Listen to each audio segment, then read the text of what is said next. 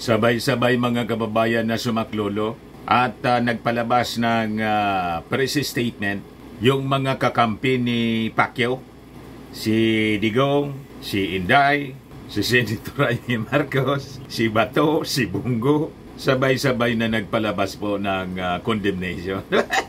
Gumamit daw ng excessive force yung ating Philippine National Police kasi about 2,000 na mga PNP members ang pumasok po sa compound ng Kingdom of Jesus Christ ni Pacquiao. 30 hectares po yung compound, 42 buildings. Sabi nga natin kahapon, alangan man 10 polis lang yung magsiserve ng warrant of arrest. Saka kung mga matitino kayo na mga political leaders, bakit hindi kayo tumulong sa pag-serve ng warrant of arrest kay Pacquiao? Kayo ang mag-serve ng warrant of arrest para tahimik. Di ba? Sumama kayo sa pag-serve ng warrant of arrest. Pasukuin si Pacquiao para iharap sa ustisya. Dapat ganun po ang inyong mga ginagawa. Kinukondem ninyo yung mga members ng PNP na tumutupad lang sa kanilang trabaho. Inutusan sila ng korte. Kung hindi man sila inutusan ng korte na i-serve yung warrant of arrest, di wala man pong police na pupunta doon sa compound ni Pacquiao. Tama po? Mali yung inyong posisyon. Ibigay ko sa inyo mga kababayan yung mga statement nitong mga barkada ni Pacquiao. Mali yung advice ninyo po. Mali yung posisyon ninyo. Tapos, yung mga supporters, kinukundina. Yung mga taga-nausog, yung mga DDS, kinukundina yung nangyaring raid kasi may namatay daw na 2. Inamatay po yun sa heart attack, hindi man po sa baril ng mga pulis. Wala man nagpaputok po. Kinukundina ninyo yung mga authorities natin kasi may namatay na 2 sa heart attack pa. Pero, nung panahon ng previous administration, 30,000 ang namatay sa AJK, tahimik kayo. O nasaan ang hustisya? Wala kayong makumbinsi na mga mamamayang Pilipino, kundi kayo-kayo lang ang naglulukuhan. Wala kayong makumbinsi na mag-alsa. Gusto nang mag-alsa mga kababayan, suguri na daw, magsipaglabasan na at suguri na yung yung ating Pangulong Bongbong Marcos sa palasyo, i-people power. Hindi nga kayo makaipon ng 100 people sa EDSA Shrine. Nandun si Ari Roque lang, tapos yung mga vloggers. Ayan si Ari Roque, oh. Wala man tao po. Sila lang, yung mga vloggers, nang nausog. Wala mang mamamayan na makumbinsi. Paano makukumbinsi yung mga mamamayang Filipino? Alam nila yung kwento. Alam nila kung sino yung masama, sino yung mabuti, sino yung gumagawa ng katarantaduhan, sino yung gumagawa ng matino. Gising na yung ating mga mamamayang Filipino. O ngayon, ito yung mga statements nila, i-share ko po sa inyo mga kababayan. Mabilis pa sa kidlat na nagpalabas ng statement si Inday pagdating po dito sa puganting pastor na akusado sa sexual abuse, rape, and human trafficking. Mga heinous crimes mga kababayan, non-bailable. Mabilis pa kayo sa alas 4 na sumaklolo. Nag-iingay agad kayo pagdating doon sa mga mas na seryosong issue tulad ng aggression ng China at AJK nang namatay umabot sa 30,000 Filipinos. Tahimik kayo, wala kayong sinasabi. Pahayag, mga kababayan, hindi ko tinututulan ang implementasyon ng anumang warrant of arrest na naaayon sa batas. Ngunit kailanman ay hindi katanggap-tanggap ang paggamit ng dahas laban sa mga inosenteng mamamayan at mga deboto ng Kingdom of Jesus Christ. Sa unang paragrapa lang po ng pahayag, mali na. Anong dahas ang ginamit doon? Yung mga members ng KOJC na may mga nasaktan doon, lumaban kasi po, sumugod sa mga pulis, nakipagsuntukan sa mga pulis, yung mga kabataan. Siyempre, i-arrest yun, i-overpower, Alam nga naman pabubugbog yung mga pulis natin na naatasan na mag-aresto. Tama po? Kung sinasabihan ninyo yung barkada ninyong si Pacquiao, sumurrender na ng tahimik para walang madama. Yun ang appeal po ni General Torre. Yung ang pakiusap niya, surrender ninyo. Yang titigas ng ulo ninyo eh. Si General Torre, tumutupad lang ng trabaho niya. Prinisyon ng Senado para niyang sampal sa mukha ninyo ng isang pastor na pugante. Until today niya, hindi pa ninyo nahuhuli. Sabi ni Senate President Chis Escudero, damn if you do, damn if you don't. Saan lulugar yung ating mga kapulisan?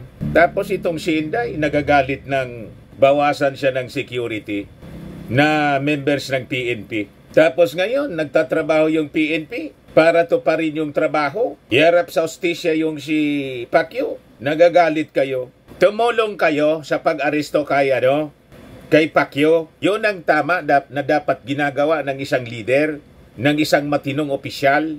Hindi man na niya kasi Mr. Maravillas matitino. Yan nga po ang problema natin. Kaya wag na tayong pipili ng leader po. Wag na nating iboboto po yung mga leader na hindi matitino. Tama po? Kaya sabi niya, I vehemently condemn the gross abuse of police power in the takeover of the Kingdom of Jesus Christ compound earlier today, which led to the harassment of religious worshippers, the abuse of minors, and the unnecessary loss of life. Yung namatay po, hindi sa bala, namatay sa heart attack, kasi may sakit na pala siya, nandun pa siya doon, nakabantay sa pastor, imbis umuwi sa kanilang bahay at magpahinga, na alam nila na wanted yung kanilang pastor. Di choice nila yon. I-condemn ninyo kung nagpaputok ng baril yung mga pulis, rinatrak yung mga members. Yon ang mali.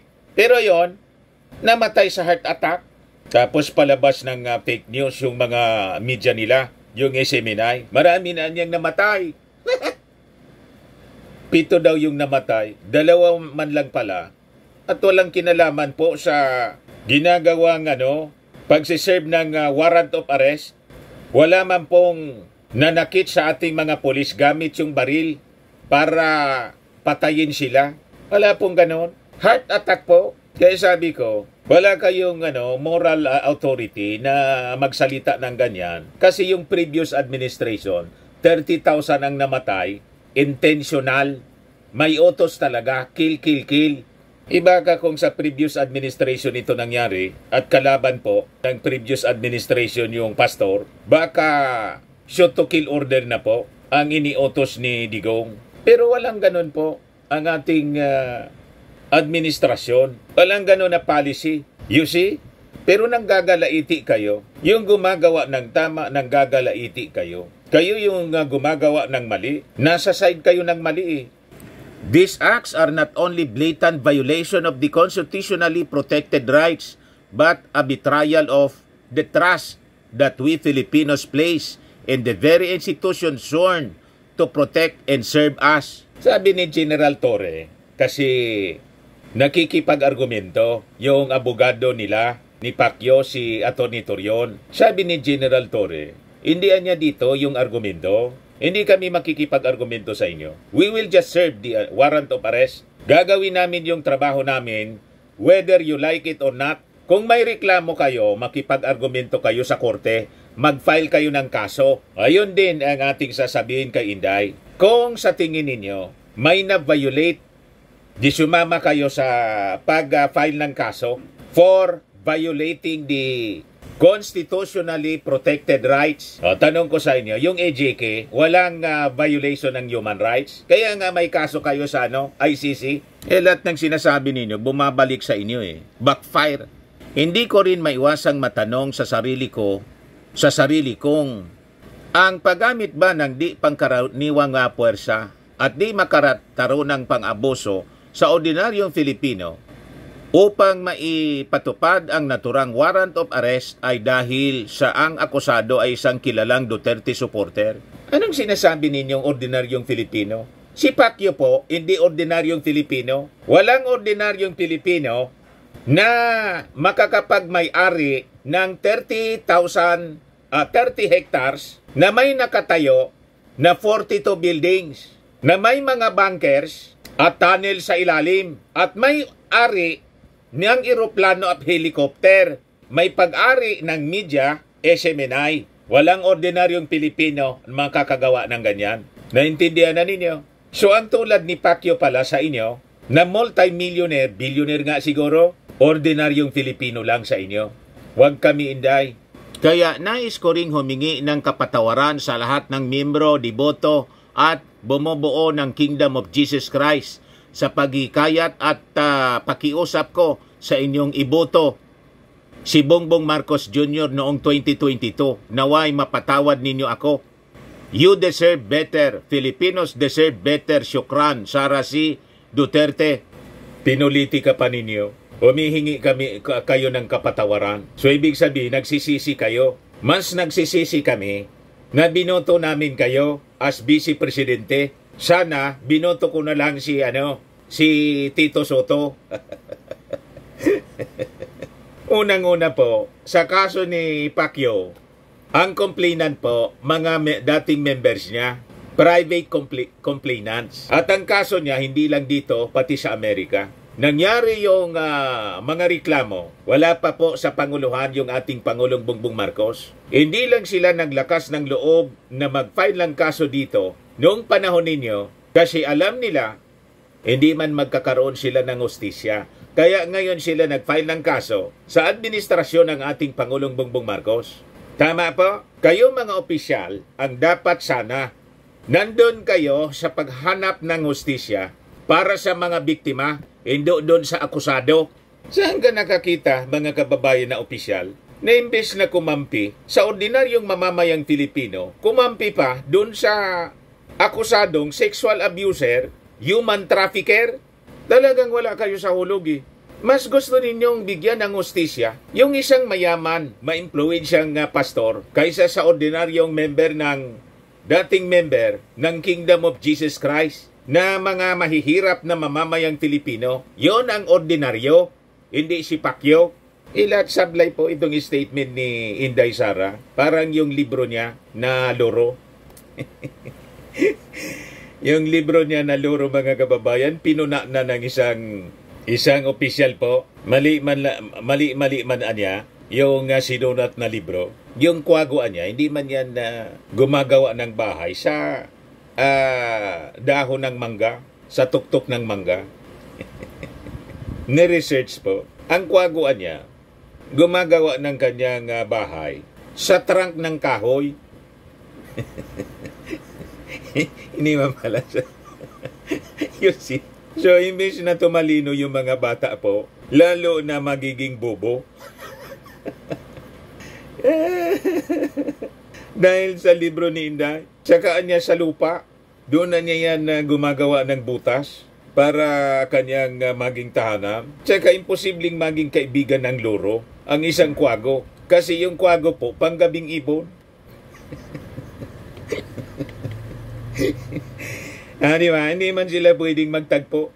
Ang loro po, pang-araw.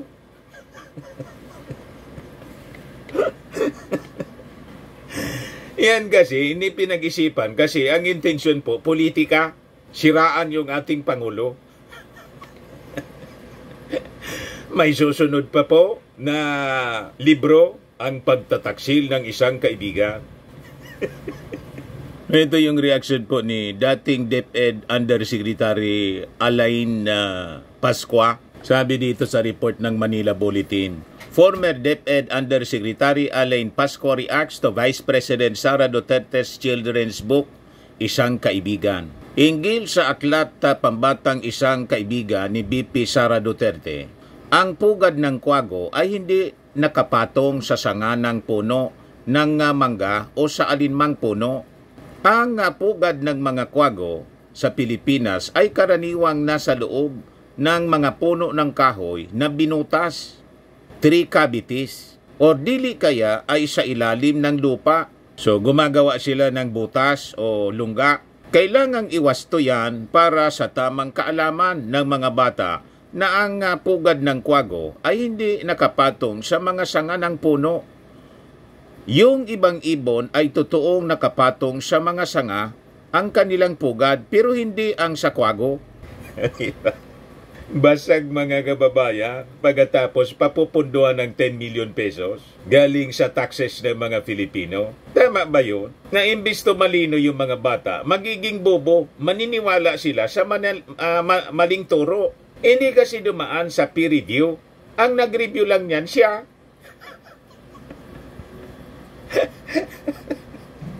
Gusto lang mangintriga kasi mga kababayan gamit yung libro. Tapos sabi ng mga publishers, children's book publishers, chinek nila yung presyo, overpriced pa. 12 pesos man lang dapat yung cost. Isa computation po nung gustong yung presyo po, yung cost niya sa printing, ang sabi 50 pesos each. Matindi yung tong patch. Mali na yung matututunang turo nun sa libro ng ating mga kabataan, pagkatapos tayo pa yung gumastos. Doble yung tama sa atin. Loging-logi yung ating mga mamamayang Filipino. Kaya huwag ninyo pong palasutin dyan sa Senado, pati sa Congress. Tanggalin ninyo po yan ang mga duplication at itong mga unnecessary items, lalo na itong libro. O ngayon, si Senator Amy Marcos, mga kababayan, talagang desidido si Senator Amy na to maintain the relationship hanggang sa wakas. O di bahala ka po, Senator Amy, kung halimbawa mag-withdraw sa iyo ng suporta yung mga Marcos loyalists sa inis po sa inyo. Kung ito po ang iyong piniling desisyon sa buhay, kayo po yung masusunod. Tama? Ayan po yung kanyang statement. Sumama siya sa pagkondina. Yan po.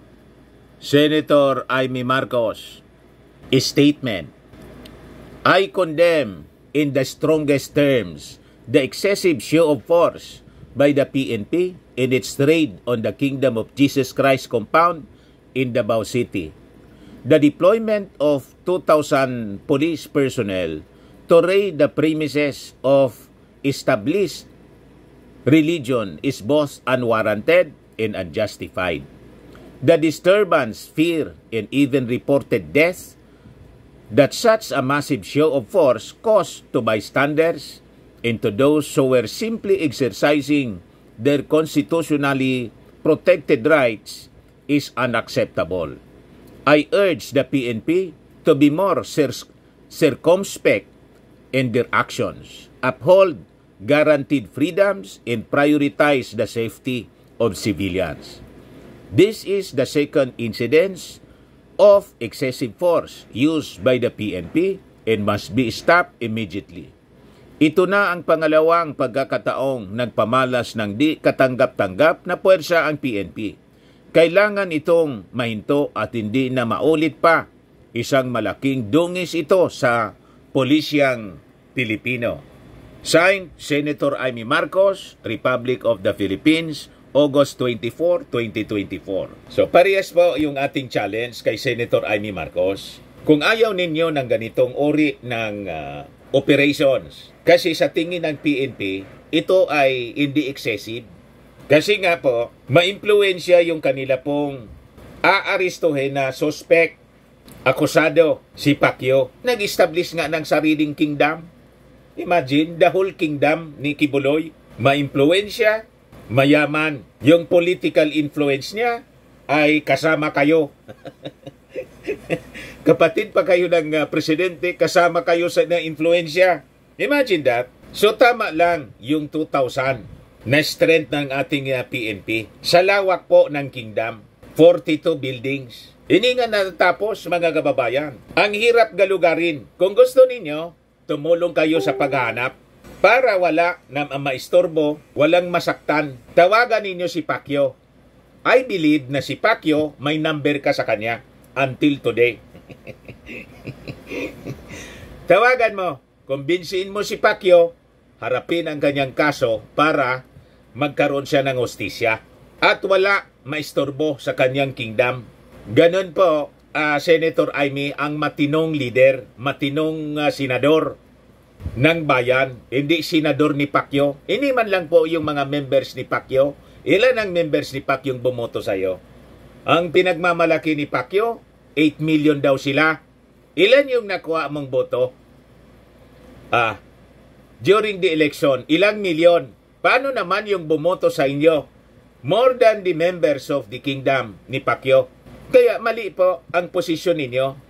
Pasensya ka na po, Senator Amy. Kaya po, pag nadamay ka sa ngit-ngit ng mga Marcos supporters, kayo po yung may sala. Pag ikaw po ay ginang, sinama ka sa inihulog sa inidoro at matalo, that is a painful lesson na inyo pong matitikman.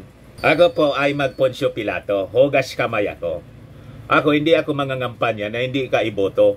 Pero yung mga Marcos loyalists mismo, galit na po sa inyo kasi imbis kayo tumulong sa iyong kapatid, naging kritik pa kayo.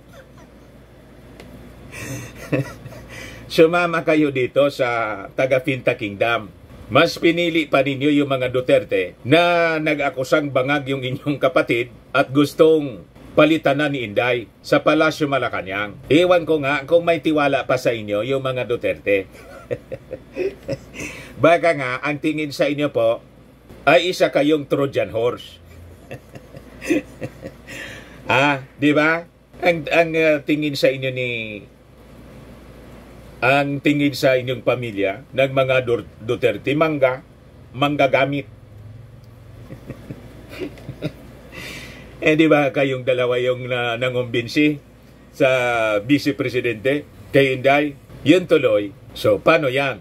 Pag ganyan, magagalit sa iyo. Lalo you're seeking for re-election sa pagkasenador. At tingnan ninyo po yung inyong rating sa survey. Padaos-dos ng padaos-dos. Di ba?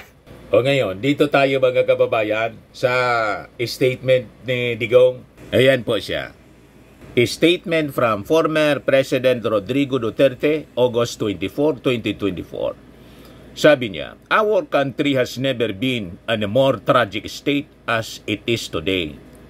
Rights have been trampled upon and our laws derided. Doon pa lang sa first sentence pa lang ng statement ni Maudigs, bagsak na yung tragic state po ng ating bansa nangyari noong panahon po ninyo kasi yung namatay po sa AJK, mas marami pa kaysa sa Typhoon Yolanda. 6,000 yung sa Typhoon Yolanda, 6,000 plus, o baka umabot sa 10,000. Pero sa inyo po, 30,000.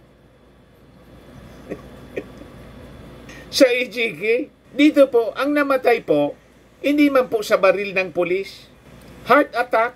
Pero yung panahon po ninyo na AJK, ang utos mismo galing sa inyo.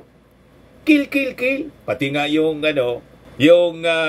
nasa loob na ng priso, nasa loob na ng kulungan, ginawa daw na dinuguan sa utos ninyo. Yun ang sabi doon sa testimony sa Congress ni Tatatan. Yun ang malinaw na rights are trampled and our laws derided or ridiculed. Yun ang malinaw po. Pero ito po ay it is in order. Tama lang. Kasi may warrant of arrest. Ang namatay po sa heart attack, hindi man sa baril ng mga pulis na nag-serve ng warrant of arrest. Malabo po ang statement ninyo, Digong. Mas bagay ito po na statement ninyo ng condemnation. Basahin ninyo sa harap ng salamin. Basahin ninyo sa pagmumukha nyo. Kasi ito ay para sa inyo. Hindi para po kay General Torre o kay Pangulong Bongbong Marcos na may pagrespeto sa human rights. Kaya nga po yung kanyang war on drugs, bloodless, hindi bloody drug war. So sabi niya, early today, elements of the PNP regional office led by General Nicolas Torre III forced their way into the Kingdom of Jesus Christ compound, which resulted to a violent confrontation and the unfortunate death of one key OGC member and the requiring of immediate medical attention of many others. Obstruction of justice kasi yung ginagawa ng mga members. At saka, siyempre, ipupuwersa nila yung sarili nila. Kasi nga, nagre-resist sila. At yung inyo pong kaibigan, evading arrest, siyempre gagamit ng puwersa yung PNP. Bakit? Kayo po nung nasa administrasyon, hindi kayo gumamit ng puwersa? Di ba gumamit kayo ng puwersa? Kaya nga 30,000 yung patay.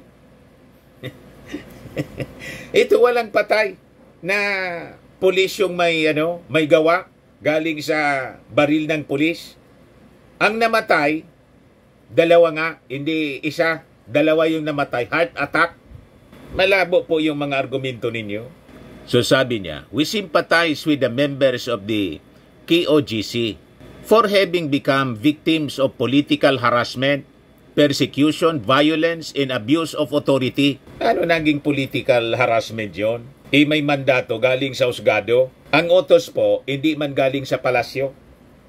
Ang utos po, galing sa RTC, judge, na i-implement yung warrant of arrest, hindi galing kay Bongbong Marcos, na tinawag ninyong may presidente tayong bangag. Malabo po. Ang complainant po, hindi pamilya Marcos. Hindi palasyo ang complainant. Ang complainant, member ng kingdom ni Kibuloy.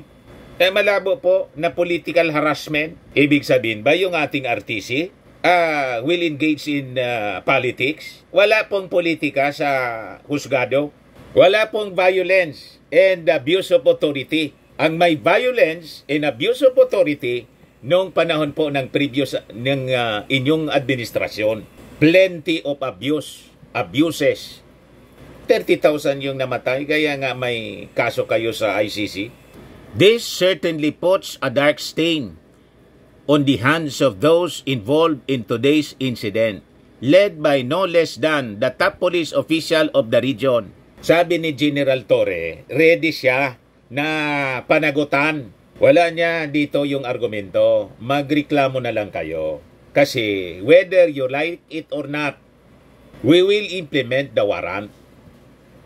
The arrest warrant, we will implement kasi under order sila ng husgado. Intindihan mo na, Digong. Mag-file kayo ng kaso kay General Torre. Saka, yung anak pala ninyong siya, di ba gusto niyang sapakin? Pumunta doon siya, General Torre to implement the warrant of arrest. Nagpa-interview si Baste. Gusto niyang sapakin. Wala yata doon sa, di pumunta. Si Bato pumunta doon. Di pumunta si Baste. Ba't hindi pumunta si Baste para sapakin si, General Torre? Di ba? We call on the remaining decent and patriotic members of our government not to allow themselves to be used and to be abusive and violent in enforcing illegal orders. Paano naging illegal yung order nga galing sa RTC? Yung warrant of arrest, illegal? Saan ka nakakita? Ang illegal po, yung kill. Nung panahon ninyo. Pero ito, galing sa husgado at walang pinatay yung pulis. Nang namatay po, heart attack.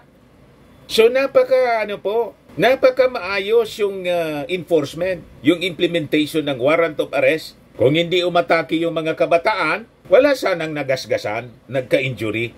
Umatake sa pulis. Nung panahon nga po ninyo, pag lumaban, shoot agad. Di ba yun ang utos po ninyo? Pero ito, lumaban yung mga members ng Kingdom of Jesus Christ. Walang bumunot ng baril. Kasi under strict order ng pamunuan ng PNP to observe strictly yung tinatawag na rules of engagement. So sabi niya, we call on all Filipinos regardless of political persuasion to offer prayers for peace and justice and to spare our people of the unwarranted tension brought about by the reign of fear and terror by people sworn to uphold the law and protect the citizens of this country. Yung reign of terror po, yung AJK, yun po yung reign of terror. Pero ngayon po, wala man po ganon. Nagdrama lang yung mga members ng AJK, KOGC. Yan ang sabi po ni General Torre. Pag umaabantian niya kami, may tinatarget kaming gustong puntahan na sulok ng building, may gumaganon, tapos may nahihimatay. May nagtitimbuang. So, ibig sabihin, kasama sa script nila yung drama na may dapat mahimatay para i-report nila na na-trauma yung mga members ng kingdom. Ganon mga kababayan. So sabi ni Maudigs, again, let us ask this administration how it can guarantee the preservation of the constitutional rights of our fellow Filipinos when even the most fundamental of these rights are being blatantly violated. Rodrigo Roa Duterte, itanong mo yan sa sarili mo. Isabi mo doon sa mga members ng Congress na nag-iimbestiga po ng war on drugs po ninyo. Doon mo sabihin yan para magsailalim ka sa cross-examination. Lalo ngayon, imbitado ka. Kailangan ipaliwanag mo kung gaano katotoo yung involvement mo doon. Ikaw daw yung nag-utos doon sa pagdinuguan ng tatlong mga Chinese drug lords. Yun ang gawin po ninyo. Hindi pwede na ganitong press statement. Kailangan cross-examination. Abogado naman kayo, prosecutor. Kayang-kaya ninyo yan na idepensa. Pero kailangan may nagtatanong sa inyo. Hindi yung monologue. Di ba? Pero salamat sa ating mga pulis kasi hindi daw nila titigilan. Kahit ganito yung mga sinasabi sa kanila nitong mga taga-Pinta Kingdom. Sabi po ng chief, si General Torre, no let up niya. 2,000 caps, Kibuloy Turf, Chief vows no let up. Kailangan nato pa rin nila yung kanilang mandato. Iharap sa husgado si Kibuloy. So yung namatay po dahil po sa heart attack and fatigue. Kasi po hindi na natutulog sa kabantay kay Kibuloy.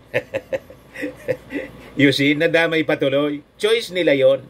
So sabi po ni General Torre, they're asking for more time, Anya. We try to give them time. We're asking for the peaceful surrender of Pastor Kibuloy. Attorney Torion wanted the police to leave after failing to find Kibuloy, insisting that the arrest warrant against the pastor did not give them the authority to stay on the property indefinitely. They're already, Anya, in the compound for 8 hours and they did not find the pastor. So they have ended their search. They have to get out of the compound now, sabi po ni Atty. Torion. But General Torre disagreed. He said they still had to search a number of rooms where they strongly believe Kibuloy could be hiding.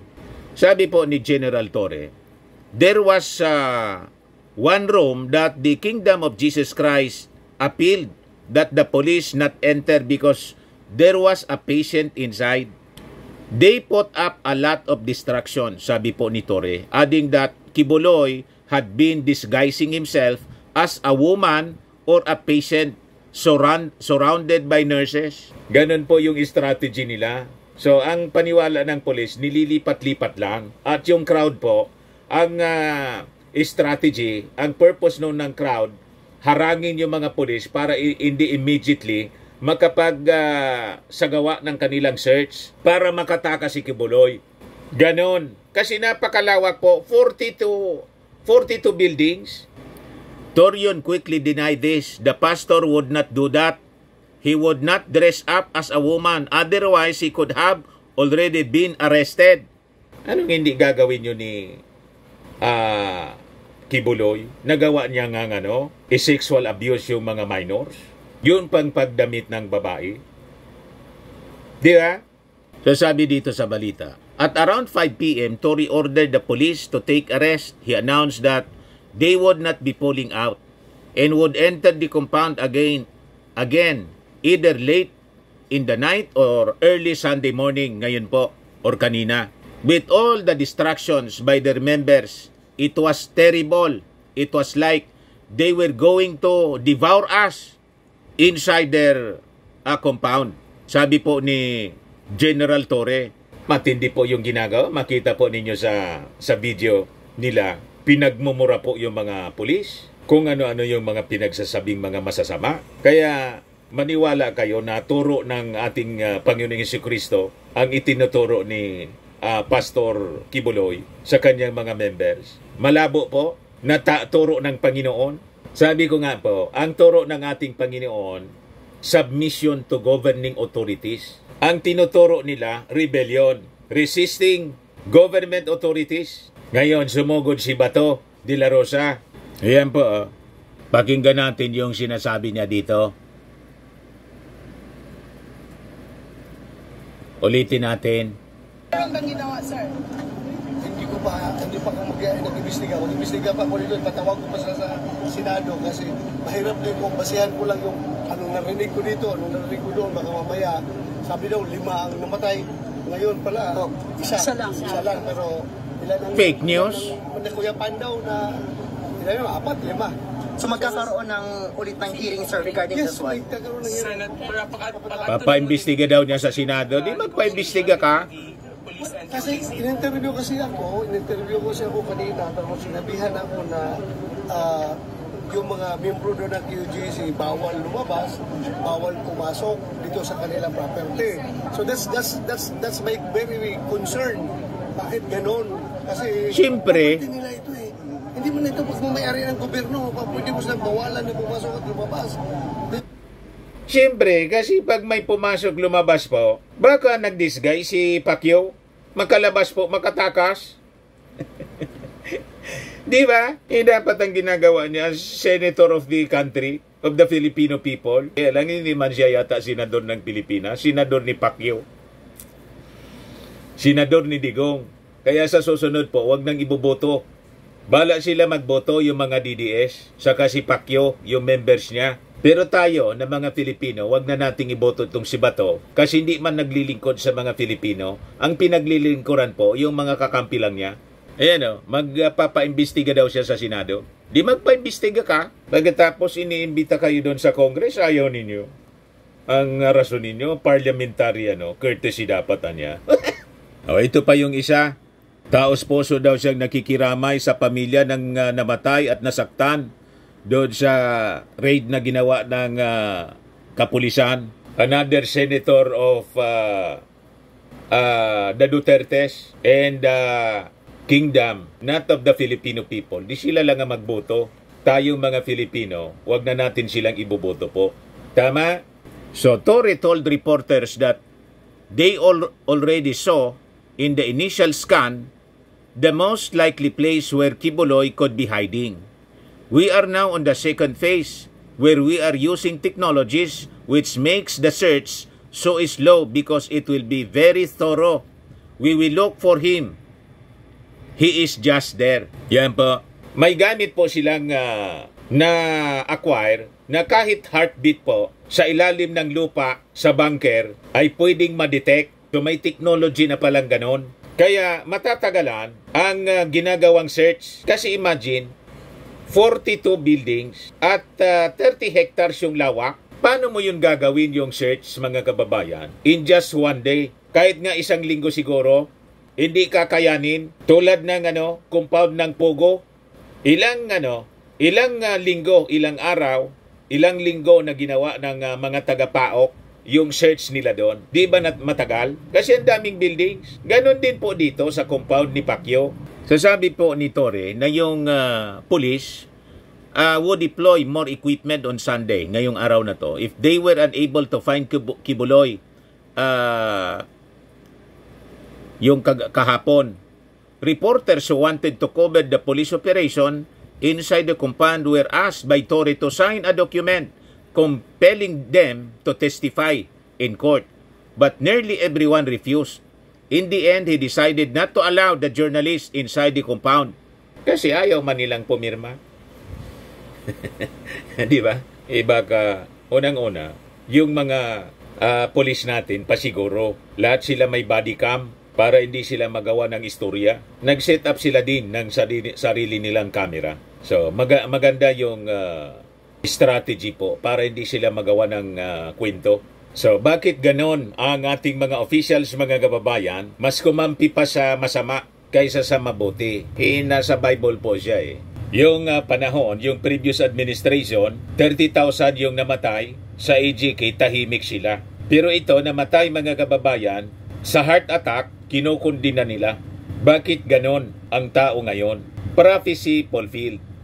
Ganon na po ang tao ngayon, kasama. Mas mahal nila yung masama kaysa sa kabutihan. Yan sabi sa Salmo 52 verse 3. You love evil rather than good, falsehood rather than speaking truth. Ayaw na nila ng mabuti. Gusto nila masama. Gusto nila kasinungalingan. Ako nga po, I am accused of lying. Tayo yung nagsasabi ng totoo. Ako pa ngayon yung sinungaling at naninira. Sila yung malinaw na naninira. Sinisiraan yung ating Pangulong Bongbong Marcos ever since. Tinatawag na bangag. May adik tayong presidente. Gustong tanggalin na sa pwesto. Gusto nang sugurin. Di sugurin ninyo kung kaya ninyo. Ito si Trixie Angeles. Resign. Mag-march na patungong Malacanang para ipanawagan ang pagbaba sa pwesto ni Bongbong Marcos. Di mag-march kayo. Nananawagan ako sa mga Filipino na may pagmamahal sa ating bansa. 8 million Kingdom citizens. Mag-march na tayo papuntang Malacanang. Mr. Marcos, we're withdrawing our support from your presidency. Saad ni Kingdom of Jesus Christ Executive Secretary Sister Eleanor Cardona. Pinos po ito ni Trixie Angeles. Yan o. Dating Communication Secretary. Natanggal. Sumama yung loob. Sumama sa mga nananawagan ngayon ng pag-resign at gustong sumugod sa Palasyo Malacanang para sila uli. Asan man yung 8 million ninyo? Dyan nga sa Nausog Rallies, hindi kayo makaipon ng 1,000. O ito sa Israel, si Harry Roque, kapon, nilalangaw. Wala man tao, bagagababayan, sila lang. Wala mang maniwala sa inyo. Kahit yung mga members ninyo sa Kingdom, ilan lang naman ang sumasama. Huwag kami. So yun mga kababayan, prophecy fulfilled. Mas minamahal nila yung masama kaysa sa mabuti, yung mga sinungaling kaysa sa nagsasabi ng totoo. Sabi yan sa Salmo, Psalm 52 verse 3. Sabi naman po ni Prophet Isaiah 5 verse 20, woe to those who call evil good and good evil, who put darkness for light and light for darkness, who put bitter for sweet and sweet for bitter. Kita ninyo yung pag-ugali nila? Baliktad na po kasi ngayon. Kaya may namatay po sa pag-serve ng warrant of arrest sa Kingdom of Jesus Christ compound ni Pacquiao. 2 lang po yung namatay. Pero hindi man po dahil binaril ng pulis. Heart attack. Galit na galit sila. Human rights violations daw. Abuse of authority. Pero yung 30,000 na namatay sa EJK na ang order ng previous administration, kill, tahimik sila. Saan ka pulutin? Anong klase mga pag-iisip ng mga taong ito? Kaya sakto, ito mga kababayan na verse na ating binasa. Who put darkness for light and light for darkness, who put bitter for sweet, and sweet for bitter. Woe to those who call evil good, and good evil. Ganon na yung mga ori ng tao ngayon. Huwag na po tayong magtaka. Yung gumagawa ng mabuti yung ating Pangulong Bongbong Marcos, masama ang tingin nila po. Yung gumawa ng mabuti, gusto nilang ibalik. Di ba? Matagal pa po ang eleksyon. Pakandidatuhin ninyo pagdating ng eleksyon. Hindi yung gusto ninyong tanggalin by mob rule. Demokrasya po tayo. Buwelo kayo na magsalita ng magsalita. Pero huwag kayong lalabag sa batas. Kasi yung sinasabi ninyong weak leader, na-underestimate lang po ninyo na weak leader. Tama po? Sa mga naghanap ng malinis and spacious fitness gym, pumunta lang po kayo sa aming Colossal Fitness Gym. We also offer Grab Car Rental with our brand new 2023 model ng Toyota Innova. We also accept booking for those who are planning to travel via PAL, Cebu Pacific, and other airline companies, local and international, and bills payment for Meralco bills, PLDT, etc. Ang Colossal Fitness Gym is located at 3rd floor, Security Bank Building, Landco Business Park, Legazpi City, Albay. For inquiries, look for Gilon Maravillas, contact number 0966-802-0949. Yan ang aming Innova. Lagi na pong matao sa amin. Pati mga foreigners po, mga British tourists po sila. Ito mga taga Denmark. Ito Indian National. Ito naman yung bagong product naming binibenta online, iGlow Serum. Whitening po siya galing South Korea. Tingnan ninyo epekto sa aking anak na architect entrepreneur. Sa mga inquiries ninyo, dumiretso na lang kayo sa kanyang messenger, Riz Maravillas on FB. Ito naman po, Fairmax Firming and Lifting Cream, pinapay po sa mga pulses and affected area. Mainam po ito sa mga pains at paninigas na mga kaso-kasuan. Ito naman po, Automax Radiant Serum. Sa mukha naman yung application, anti-aging po siya. You will look 10 years younger than your age. Sa mga cancer patients, try nyo po itong Ningxia Red Mix Fruit Drink. Hindi man po siya gamot. Food supplement siya. Kaya lang, gawa siya sa goji berry. Yung goji berry po, may anti-cancer properties. Yung mga inquiries ninyo, dumiretso na lang kayo sa aming messenger sa Facebook para masagot namin agad. Ayos pa? Ako po si Dante Maravillas. Bye-bye. God bless.